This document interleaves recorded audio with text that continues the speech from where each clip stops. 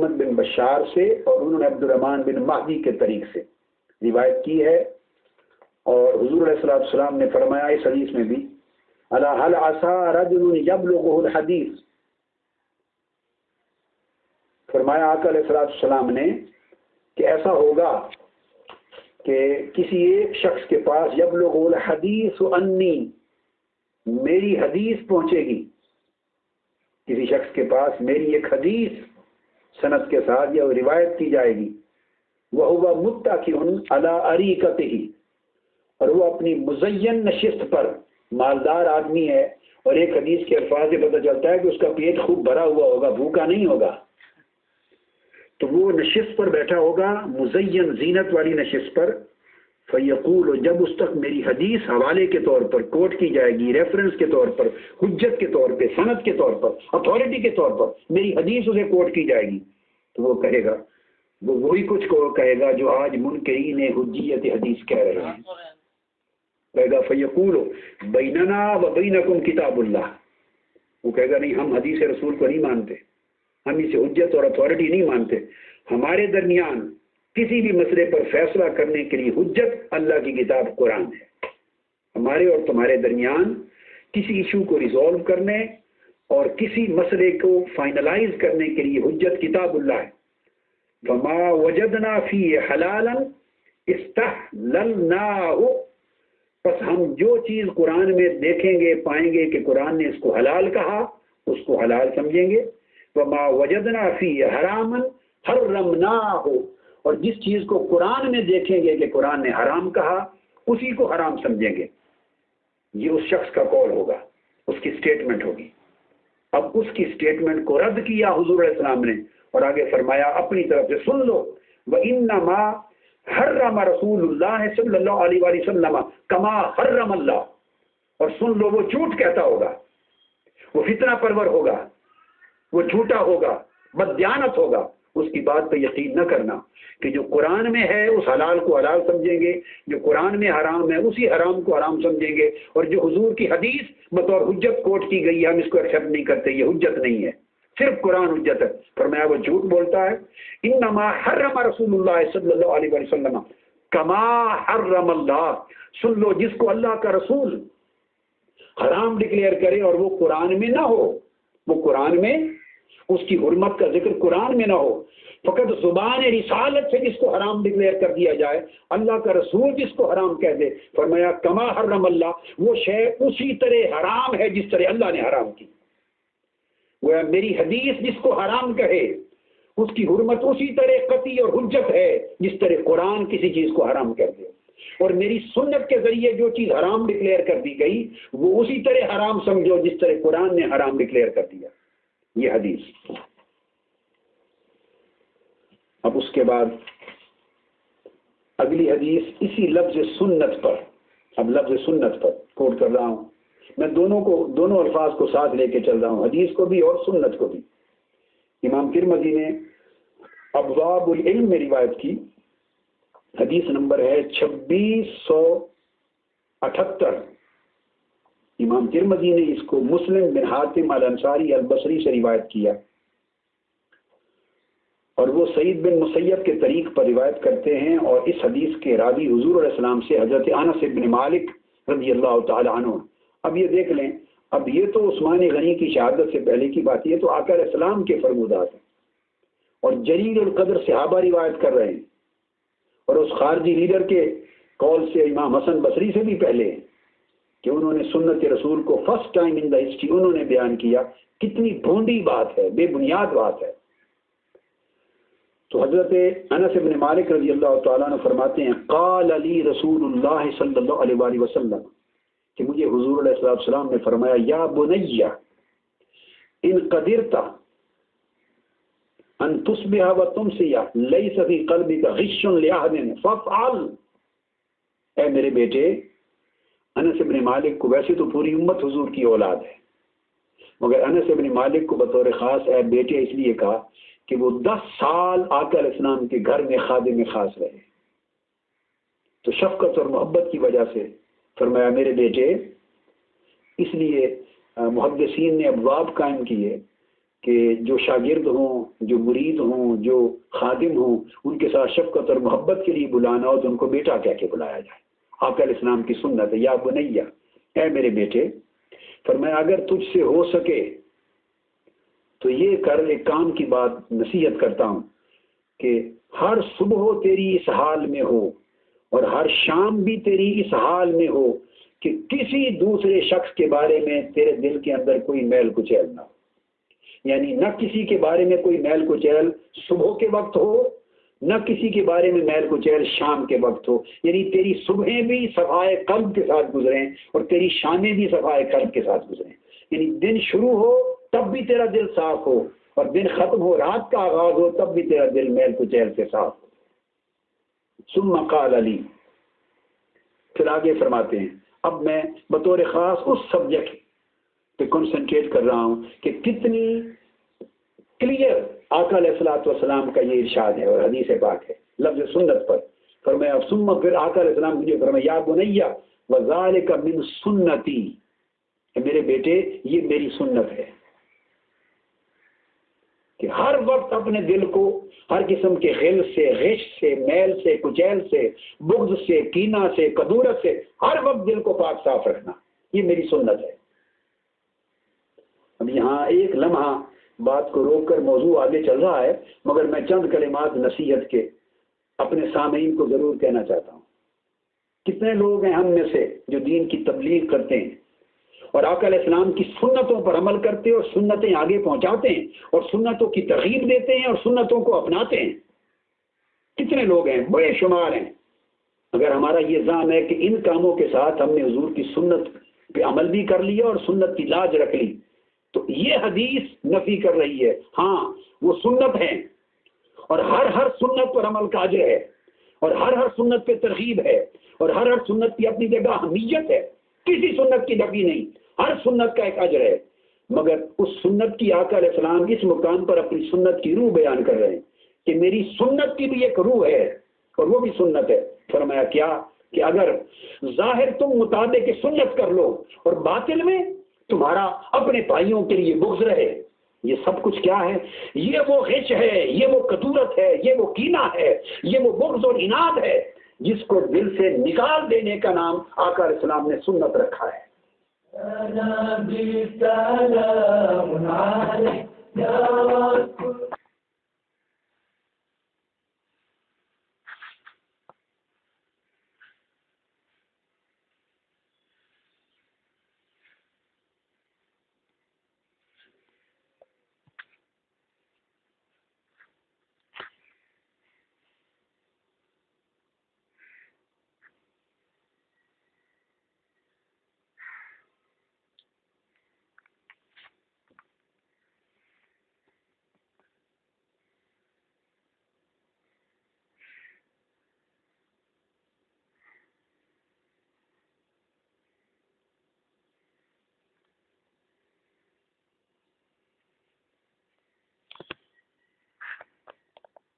میل کچیل سے پاک ہو جائے، اور میل کچیل کیا؟ لیس فی قلبک غش لأحد، کسی ایک شخص، یہ تو میں بات کر رہا ہوں اپنا ہم پیشہ لوگ، دین کی خدمت کرنے والے آپس میں بغض و عناد رکھے تو کہاں گئی آقا علیہ السلام کی سنت؟ اور خواہ وہ شخص تاجر ہے انڈسٹری میں، اس کے ساتھ اور دکاندار ہیں، وہ تاجر ہے، وہ انڈسٹریلسٹ ہے، وہ بزنس مین ہے، تو دوسرے بزنس مین کے ساتھ اس کا دل میں کدورت ہے، کینہ ہے، بغض اور عناد ہے، تو فرمایا وہ میری سنت کا دشمن ہے۔ خواہ اس کا تعلق سوسائٹی کے کسی بھی طبقے کے ساتھ ہے، خواہ کامن لوگ ہیں، نوجوان ہے، کوئی شخص ہے، فیملی میں رشتہ داروں میں رشتہ دار ہیں، آپ ساری رات کھڑے ہو کے نوافل پڑھتے رہیں مصلی پر، صائم الدہر بنے، ہر روز روزہ رکھیں، روزانہ تسبیح کریں، شب بیداریاں کریں، اللہ اللہ کریں، ہر سال حج پہ جائیں، عمرے کریں اور سنت کے مطابق وضع قطع بنا لیں، لیکن آپ کی اپنی خونی رشتوں کے ساتھ دل میں کدورت ہے، بغض ہے، عناد ہے، اور خونی رشتوں کے ساتھ آپ کا دل صاف نہیں ہے، سب عبادتیں برباد ہیں۔ تو آقا علیہ السلام فرماتے ہیں کہ اے میرے بیٹے اس طرح کر، اگر ہو سکے تو تیرا دل کسی بھی شخص کے بارے میں بغض، کینہ، عداوت اور عناد کا ایک ذرہ اور گرد بھی اپنے اندر نہ رکھے۔ ففل، کیا ذالک من سنتی، یہ میری سنت ہے۔ اور اس کے بعد آقا نے فرمایا ومن احیا سنتی، سبحان اللہ، کتنا عجیب کانٹیکسٹ ہے۔ یہ حدیث کوٹ کی جاتی ہے،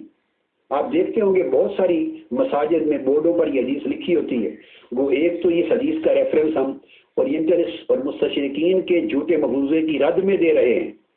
کہ لفظ سنت آقا علیہ السلام کے زمانے اقدس میں اور حضور کی زبان مبارک سے ہی اسی شرعی تصور کے طور پہ ادا ہوتا تھا۔ ایک تو یہ بیان کر رہے ہیں، یہ اس کا ایکڈیمک ایسپیکٹ ہے، مگر دوسرا ایسپیکٹ اس کا علمی ایسپیکٹ کے علاوہ اس کا ایک عملی، تربیتی اور روحانی ہے۔ یہ حدیث ہر جگہ لکھی ملے گی آپ کو، من احیا سنتی فقد احیانی ومن احیانی کان معی فی الجنہ، جس نے میری سنت کو زندہ کیا، جس نے میری سنت کو زندہ کیا اس نے گویا مجھے زندہ کر دیا، اور جس نے مجھے زندہ کر دیا وہ جنت میں میرے ساتھ رہے گا، اس کی قیام گاہ جنت میں اپنے ساتھ رکھوں گا، جنت میں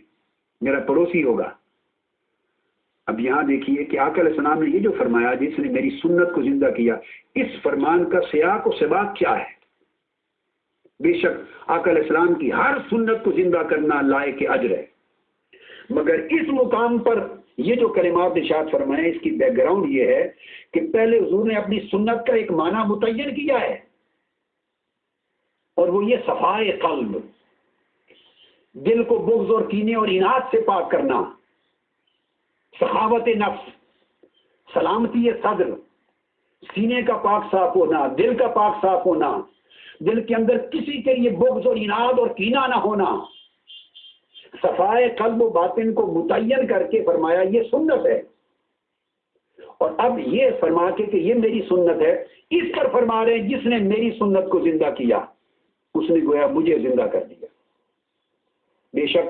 آقا علیہ السلام کی ہر سنت کو زندہ کرنے کا ایک اجر ہے جو مختلف حدیث میں اس کے تذکرے آئے ہیں، حق ہیں، مگر کمال ہے یہ جو سنت صفائے قلب ہے اس کا اجر ہر اجر سے جدا ہے۔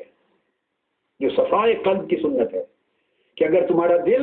ہر ایک کے بارے میں بغض اور اناد اور کینے سے پاک ہو جائے تو یہ میری سنت ہے۔ اور اب جس نے میری سنت کو زندہ کیا، اشارہ یہ کیا جا رہا ہے کہ ایک زمانہ آئے گا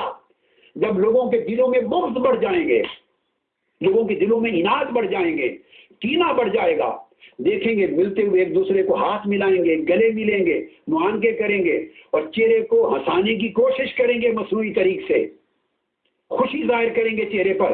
جیسے آپس میں بڑی محبت اور پیار ہے، مگر دل ان کے بغض اور کینے اور اناد سے بھرے ہوئے ہوں گے۔ فرمایا یہ منافقت ہوگی۔ ایک زمانہ وہ آئے گا جب صفائے قلب سینوں سے اٹھ جائے گی، عمل رہ جائیں گے، نمازیں بھی ہوں گی، روزے بھی ہوں گے اور ظاہری احکام اور اعمال پر عمل بھی ہوگا، تبلیغیں بھی بڑی ہوں گی، پوری دنیا میں سفر کریں گے تبلیغ کے لیے، سب کچھ ہوگا، مگر دوسرے کے لیے بغض، اناد اور کینہ اور دل کی تنگی ہوگی۔ فرمایا اس زمانے میں وہ شخص جس نے میری صفائے قلب کی سنت کو زندہ کیا اس نے گویا مجھے زندہ کر دیا۔ سبحان اللہ۔ اور یہ صفائے قلب یہ سلوک و تصوف ہے، یہ طریقت و روحانیت ہے، یہ سلوک و تصوف ہے۔ جس نے یہ تبلیغ کی اور اس پر محنت کی کہ لوگوں کے دلوں سے کینے نکل جائیں، بغض نکل جائے، کدورت نکل جائے اور لوگ دلوں سے دوسرے کے ساتھ پیار کرنے لگ جائیں، یہ انسانی محبت ہے۔ اس نے گویا مجھے زندہ کیا، اس کا مطلب کیا ہے کہ انسانیت کو زندہ کر دیا، اور جس نے مجھے زندہ کیا وہ جنت میں میرے ساتھ ہوگا، اس کو جنت میں اپنے ساتھ رکھوں گا۔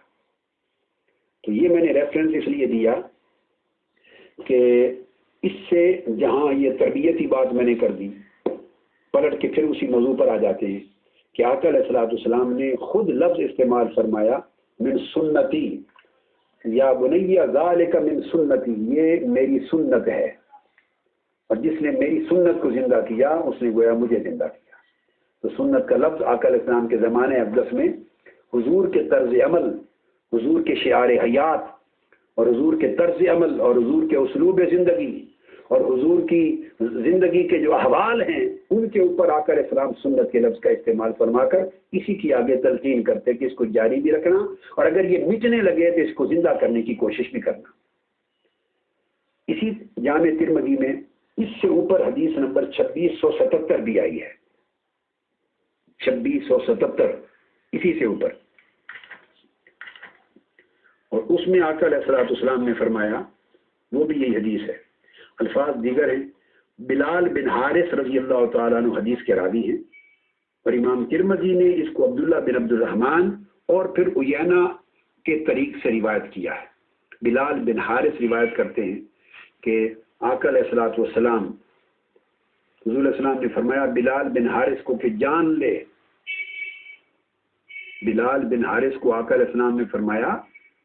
جان لے، علم جان لے۔ حضرت بلال بن حارث نے عرض کیا یا رسول ما اعلم یا رسول اللہ، یا رسول اللہ میں کیا جان لوں، یعنی آپ کیا جنوانا چاہتے ہیں، کس چیز کا علم چاہتے ہیں کہ میں حاصل کر لوں؟ آقا علیہ السلام نے فرمایا قال، حضور نے فرمایا انہو من احیا سنتا من سنتی قد امیتت بعدی کان لہو من الاجر مثل ما عمل بها من غیر ان ينقص من اجورهم شیئا۔ آقا علیہ السلام نے فرمایا جس نے میری سنتوں میں سے ایک سنت کو بھی زندہ کیا اس دور میں کہ جب وہ مردہ ہو چکی تھی، یعنی مردہ ہونے کا مطلب ہے کہ اس پر عمل ترک ہو گیا تھا، یعنی لوگوں نے اگر میری کسی ایک سنت پر بھی عمل ترک کر دیا تھا اور منہ موڑ لیا تھا تو اس کی مثال ایسی ہے جیسے میری سنت کو مردہ سمجھ لیا۔ تو جس نے میری اس زمانے میں ایک سنت کو بھی زندہ کیا تو فرمایا اس کو اس سنت کو زندہ کرنے کا اتنا اجر ملے گا کہ پھر قیامت تک جتنے لوگ اس سنت پہ عمل کرتے رہیں گے ان ساروں کا اجر اس ایک شخص کو ملتا رہے گا جس نے اس سنت کے عمل کو بحال کیا تھا، اور عمل کرنے والوں کے اجر میں بھی کوئی کمی نہیں ہوگی۔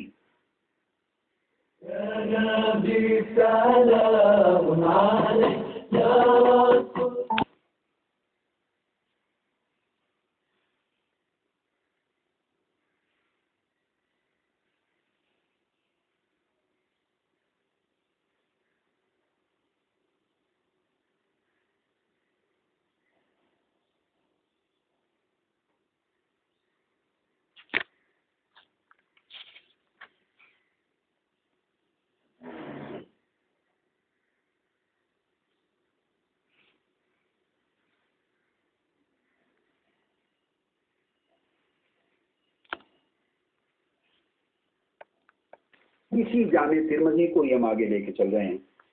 اسی جامع ترمذی سے ایک اور بہت اہم کنسیپٹ ہے جو اب دینا تو میں اس کو اینڈ پر چاہتا تھا، مگر چونکہ اب جامع ترمذی کی بات چل رہی تھی تو میں نے کہا چلو اسی ایک کتاب کو میں کنکلوڈ کر لوں۔ یہ بڑا کنکلوسیو ریفرنس ہے، یہاں سنت رسول صلی اللہ علیہ وسلم کا نہ صرف شرعی تصور بیان کیا گیا ہے بلکہ as a source of law, as a source of شریعہ آقا علیہ السلام نے اس کو متعین کیا ہے۔ اور یہ جامع ترمذی کا باب ہے باب الاحکام، ابواب الاحکام جامع ترمذی کا، اور اس ابواب الاحکام میں باب نمبر 3 یہ ہے کہ قاضی یعنی جج کس طرح فیصلہ کرے گا، جج کے فیصلہ کرنے کا طریقہ کیا، اس کو ڈسکس کیا جا رہا ہے۔ آقا علیہ السلام نے فرمایا، امام ترمذی روایت کرتے ہیں حناد سے، حدثنا حناد قال حدثنا وقی عن شعبہ عن ابی عون الثقفی عن الحارث بن عمرو، یہ پوری سند ہے اور حدیث ہے، اس کے راوی حضرت معاذ بن جبل رضی اللہ تعالیٰ عنہ ہے۔ حضور علیہ السلام نے جب انہیں یمن کا قاضی مقرر فرمایا، یمن میں جج مقرر کیا، تو قاضی یمن مقرر کرتے ہوئے آقا علیہ السلام نے پوچھا ان رسول اللہ صلی اللہ علیہ وسلم بعث معاذا الی الیمن، جب آقا علیہ السلام نے حضرت معاذ بن جبل کو اپوائنٹ کیا چیف جسٹس یمن کا، تو پوچھا کیف تقضی، اے معاذ تم وہاں فیصلے کیسے کرو گے، جب کیسز تمہارے پاس آئیں گے تو بتاؤ کس طرح ڈیسیژن کرو گے۔ اب آپ دیکھیں کہ آقا علیہ السلام پوری جورسپروڈنس بیان فرما رہے ہیں، جورسپروڈنس کا وہ سبجیکٹ کہ اسلامک لا اور اسلامک شریعہ اور اسلامک جو لیجسلیشن ہے اور اسلامک ججمنٹس ہیں ان کے لیے بیسز کیا ہوں گے، فنڈامنٹل سورسز کیا ہوں گے، اور ان کی ترتیب، ان کا آرڈر اور پریورٹی کیا ہوگی، یہ پوری کی پوری اسلامک جورسپروڈنس ہے اس ایک حدیث میں۔ آقا علیہ السلام نے فرمایا کیف تقضی یا معاذ، اے معاذ فیصلے کیسے کرو گے، فقال اقضی بما فی کتاب اللہ، یا رسول اللہ صلی اللہ علیہ وسلم میں فیصلہ کروں گا سب سے پہلے ان احکام کے مطابق جو اللہ کی کتاب قرآن میں ہے، تو میں قرآن کی روشنی میں فیصلہ کروں گا۔ پھر آقا علیہ السلام نے خود پوچھا، ٹرین کر رہے ہیں، تربیت دے رہے ہیں، قال فإن لم يكن في کتاب اللہ، کہ معاذ اگر وہ میٹر جو تمہارے پاس آیا ہے ایڈجوڈیکیشن کے لیے، ڈیسیجن اور ججمنٹ کے لیے، اگر اس کے اوپر کوئی رہنمائی اور کوئی واضح حکم اللہ کی کتاب قرآن میں نہ موجود ہو، قرآن میں نہ ملے، تو کیا کرو گے؟ قال فبسنت رسول اللہ صلی اللہ علیہ وآلہ وسلم، یا رسول اللہ پھر میں سنت رسول کو دیکھوں گا اور سنت رسول کی روشنی میں فیصلہ کروں گا۔ تو سنت رسول میرا دوسرا سورس ہوگا ججمنٹ کے لیے۔ پھر آقا علیہ السلام نے فرمایا فإن لم يكن في سنت رسول اللہ، تو وہ آقا علیہ السلام نے سنت رسول کو قرآن کی طرح ایک fundamental source of law, fundamental source of شریعہ اور فنڈامنٹل سورس آف ججمنٹ کا درجہ عطا کر دیا۔ ایکچولی یہ درجہ تو خود اللہ رب العزت نے عطا کیا جب فرمایا یا ایھا الذین آمنوا اطیعوا اللہ واطیعوا الرسول واولی الامر منکم۔ اس آیت کریمہ نے بھی پوری اسلامک جورسپروڈنس بیان کر دی کہ تین ہیں سورسز آف اسلامک لا، اور تمہاری ججمنٹ کے لیے، تمہارے ڈیسیجنز کے لیے، تمہاری پالیسیز کے لیے یہ جو اوریجنز اور سورسز ہیں، روٹس، وہ تین ہیں۔ وہی تین اس حدیث میں بیان ہوئی ہیں۔ قرآن میں کہا اطیعوا اللہ کی اطاعت کرو، یہ قرآن کے مطابق فیصلہ کرو، واطیعوا الرسول، اور پھر اللہ کی اطاعت کرو، اور اس کے بعد وہ عاطفہ لگا کے الگ سے فرمایا ہے واطیعوا الرسول، اور اطیعوا کے لفظ کا حکم کا تکرار کیا ہے امر کا، اور پھر رسول کی اطاعت کرو۔ یہ اشارہ ہے حضور کی سنت اور حدیث کی حجیت کی طرف کہ سب سے پہلے قرآن حجت ہے، اور جس طرح قرآن حجت ہے پھر اس طرح رسول حجت ہے، اپنی سنت اور حدیث وہ بھی اتھارٹی ہے۔ وَأُولِي الْأَمْرِ مِنْكُمْ، اور اولی الامر منکم، اور پھر تیسرے درجے میں جو مین ان اتھارٹی ہیں اولی الامر۔ اب اولی الامر کے لیے صیغہ جو امر کا تھا اطیعوا، یہ ریپیٹ نہیں کیا، اس کو اطیعوا الرسول کے تابع بیان کر دیا، اطیعوا اللہ واطیعوا الرسول واولی الامر منکم،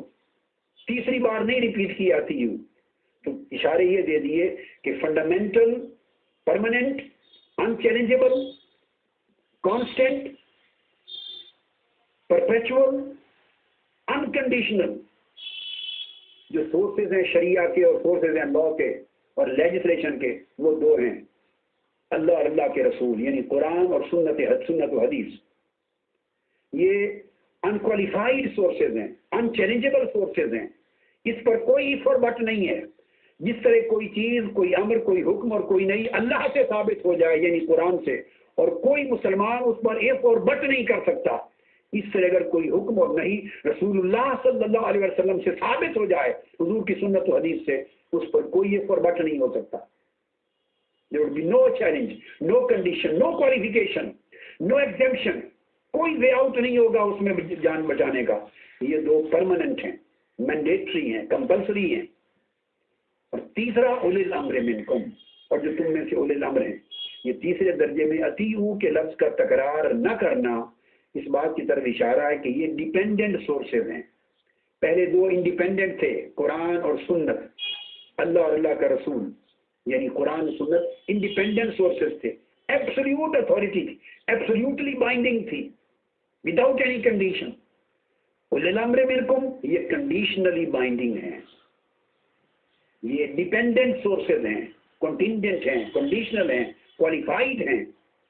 ان کی کچھ شرائط ہیں، اللہ رسول اور قرآن اور حدیث کے تابع ہو تو یہ اتھارٹی ہے، بائنڈنگ ہے۔ اگر اللہ اور اس کے رسول کے حکم کے تابع نہ ہوں، ان کی مخالفت میں آ جائیں تو پھر اولی الامر کا حکم نہیں ماننے۔ پھر فَإِن تَنَازَعْتُمْ فِي شَيْءٍ فَرُدُّوهُ إِلَى اللَّهِ وَالرَّسُولِ، پھر اللہ اور اللہ کا رسول ہی فائنل اتھارٹی ہے۔ سنت رسول کو اسلام میں، شریعت میں حجت بنانا ہی نہیں تھا، اور اس کی کوئی انڈیپینڈنٹ اتھارٹیٹیو کیپیسٹی ہی نہیں رکھ رہی تھی، تو بار بار کیا ضرورت تھی؟ اس سبجیکٹ پر میں آگے آؤں گا، جب میں حجیت رسول پر آؤں گا قرآن کے حوالے سے، تو کئی نشستیں اس کے اوپر ترتیب سے ہوں گی، کئی نشستیں صرف قرآن پر۔ لیکن سر دست میں صرف ایک پاسنگ ریفرنس دیتے ہوئے بات عرض کر رہا ہوں کہ اگر حضور کی سنت کو حجت بنانا ہی نہیں تھا شریعت میں، اور اللہ کا منشا یہ تھا کہ رسول انڈیپینڈنٹلی حجت نہ ہو، اتھارٹی نہ ہو، اور رسول کی سنت اتھارٹیٹیو نہ ہو، بائنڈنگ نہ ہو، تو کیا ضرورت تھی بار بار یہ کہنے کی فردوہ الی اللہ والرسول؟ فقط اتنا کافی تھا، فردوہ الی اللہ، اتنا کافی تھا، اطیع اللہ، اللہ کی اطاعت کرو۔ اگر صرف قرآن ہی کے ذریعے اطاعت کافی تھی تو پھر رسول نے تو قرآن دے دیا، یہ کہہ دیا جاتا قرآن کی اطاعت کرو، اللہ کی اطاعت کرو، قرآن کا حکم مانو، دیٹس اٹ۔ اور صاحب ذرا رسول کے ذریعے ہی مل رہا ہے، مگر اتھارٹی بائنڈنگ صرف قرآن ہے، رسول ہمسیلف نہیں ہے، وہ ہے رسول کی سنت اور حدیث نہیں۔ یہ جو ہر بار ریپیٹڈلی کہا جا رہا ہے واو عاطفہ کے ساتھ، فردوہ الی اللہ والرسول، اطیع اللہ و اطیع الرسول، اس طرح سورہ نساء میں ارشاد فرمایا اذا قیل لهم تعالوا الی ما انزل اللہ و الی الرسول، جب ان کو کہا جاتا ہے کہ آؤ اللہ کے حکم کی طرف جو اللہ نے نازل کیا ہے، یعنی قرآن کی طرف، الی ما انزل اللہ، اس حکم کی طرف جو اللہ نے نازل کیا ہے قرآن کی طرف، و الی الرسول، اور آؤ رسول کی طرف، تو کیا ضرورت ہے؟ دو اتھارٹیز کو انڈیپینڈنٹلی ہر جگہ بیان کیا جا رہا ہے، دو اتھارٹیز کو جب انہیں بلایا جاتا ہے آؤ اطاعت کرو، تابعداری کرو اور بائنڈنگ تسلیم کرو، سر تسلیم خم کر لو، حجت مان لو، سر جھکا لو، دو حکموں کے سامنے، کون کون سے؟ ایک حکم جو اللہ نے نازل کیا قرآن میں، اور ایک حکم جو رسول نے دیا، فرمایا ارأیت المنافقین یصدون عنک صدودا، اے حبیب مکرم تو آپ دیکھیں گے منافقوں کی نفسیات یہ ہے اور منافقوں کا شیوہ اور وتیرہ یہ ہے کہ وہ میرے حکم کی تابع داری سے نہیں کتراتے، میرے حکم یعنی قرآن کے سامنے سر تسلیم خم کرنے سے نہیں کتراتے، میرے حکم کو حجت ماننے سے نہیں گھبراتے، کیا کرتے ہیں؟ رأیت المنافقین یصدون عنک صدودا، اے میرے حبیب صرف آپ کی بارگاہ میں جھکنے سے گردن پھیر لیتے ہیں، آپ کے حکم کو حجت ماننے سے گردن پھیر لیتے ہیں، آپ کی سنت اور حدیث کی حجیت سے گردن پھیر لیتے ہیں، آپ کی دہلیز پر جھکنے سے، تابع دار بننے سے اور آپ کے حکم کو سر اور آنکھوں پر لینے سے گردن پھیرتے ہیں۔ اگر فقط میرا حکم ماننے کا کہا جاتا تو دوڑے دوڑے آتے، سر تسلیم خم کر لیتے، سر آنکھوں پہ رکھتے، کہتے سو بسم اللہ، اللہ کا حکم مانتے ہیں، وہ حجت ہے۔ مگر اللہ رب العزت نے یہاں یہ پہچان کس کی ہے؟ جو اللہ کے حکم کی حجیت کا انکار کرے وہ فرمایا کہ یہ منافقوں کا شیوا ہی نہیں، یہ لوگ جن کے باطن کفر سے بھرے پڑے ہیں اور جنہوں نے ظاہر میں کلمہ پڑھ کے دھوکہ دہی کر رکھی ہے، رئیس المنافقین، اللہ جن کو منافق کہہ رہا ہے۔ فرمایا آپ دیکھیں گے کہ منافقوں کا شیوا کیا ہے؟ آپ سے کتراتے ہیں اور گردن پھیر لیتے ہیں۔ تو قرآن مجید نے کیٹیگوریکلی یہ کہہ دیا کہ دو حکم ہیں، دو دعوتیں ہیں، دو اتھارٹیز ہیں، دو حجتیں ہیں، دو دلیلیں ہیں، دو مصدر ہیں، دو منبع ہیں، دو سورسز ہیں، دو روٹس ہیں، دو اوریجن ہیں۔ کون کون سے؟ قرآن اور سنت رسول، اللہ اور اللہ کا رسول۔ تو جو شخص اللہ کی بات کو حجت مانے اور رسول کے حکم اور سنت کو حجت نہ مانے، قرآن کی اصطلاح میں اللہ نے اس کو منافق کہا ہے، وہ مومن ہی نہیں ہے۔ یہ جو قرآن مجید نے اسلامک جورسپروڈنس کا یہ بیسک پرنسپل لے ڈاؤن کر دیا، دے دیا ہے، وہی ایلیبوریٹ ہو رہا ہے اس حدیث میں، حدیث صحیح میں۔ تو آقا علیہ السلام نے پوچھا کہ اگر قرآن میں نہ ملے تو کیا کرو گے؟ انہوں نے کہا فبسنت رسول اللہ صلی اللہ علیہ وسلم، حضور علیہ السلام کی سنت سے فیصلہ کروں گا۔ قال فإن لم يكن في سنت رسول اللہ، تو دیکھا آپ نے پرائورٹی بھی فکس کر دی، ترتیب بھی فکس کر دی سورسز کی، اور پورا ایک پرنسپل بھی، اصول بھی دے دیا۔ اگر حضور فرمایا اللہ کے رسول کی سنت میں نہ ملے تو کیا کرو گے؟ قال اجتہد رأی، یا رسول اللہ پھر میں اپنی رائے سے اجتہاد کروں گا۔ تو ایکسپلین کر دیا کہ پہلا درجہ قرآن کا ہے، دوسرا درجہ سنت رسول کا ہے، تیسرا درجہ اجتہاد کا ہے۔ یہ اسلامی فقہ ہے۔ تو یہ آقا علیہ السلام فاؤنڈر ہیں اس فقہ کے، اسلامک جورسپروڈنس کے۔ تو ائمہ نے، امام اعظم ابو حنیفہ ہوں یا امام مالک ہوں یا امام شافعی ہوں یا امام احمد بن حنبل ہوں، انہوں نے کوئی چیز نئی نہیں گھڑی، یہ الزام ہوگا ان پر۔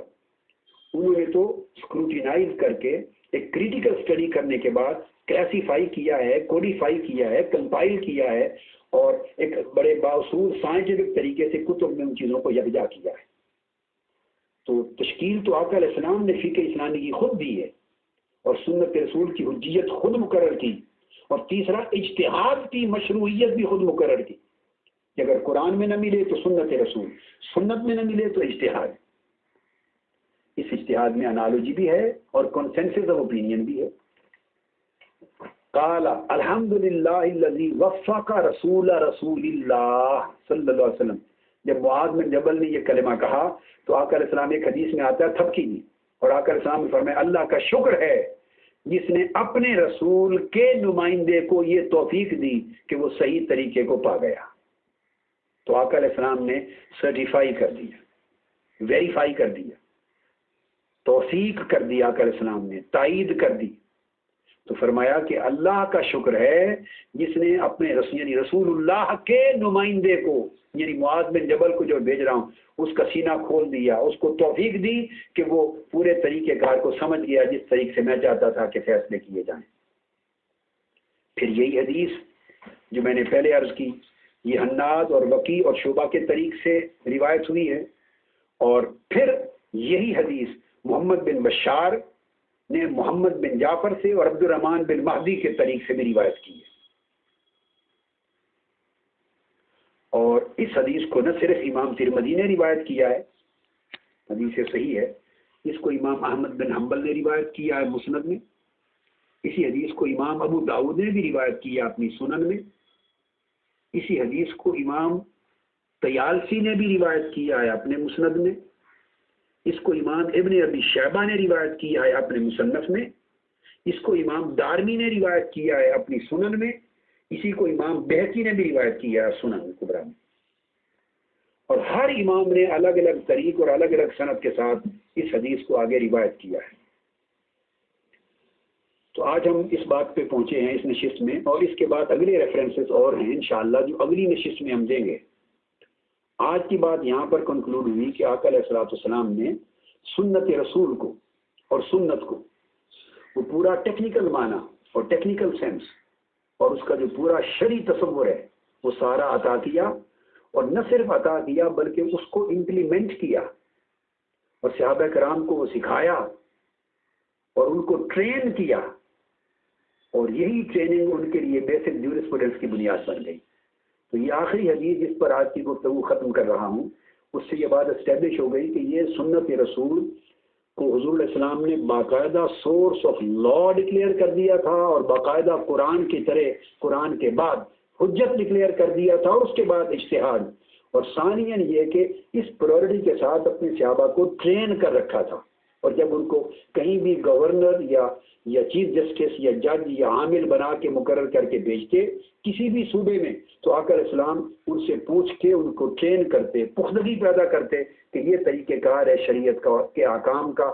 اس طریقے سے انتخاب کرنا ہے، اس طریقے سے استنباط کرنا ہے، اور مختلف امور میں اس طریقے سے تم لوگوں نے فیصلہ کرنا ہے۔ اس کی ٹریننگ بھی آقا علیہ السلام خود دیتے تھے۔ آج کی گفتگو یہاں ختم کرتے ہیں، اس کے بعد اگلے ریفرنسز انشاءاللہ اگلی نشست میں ہم اللہ کی توفیق کے ساتھ دیں گے۔ وما علینا الا البلاغ۔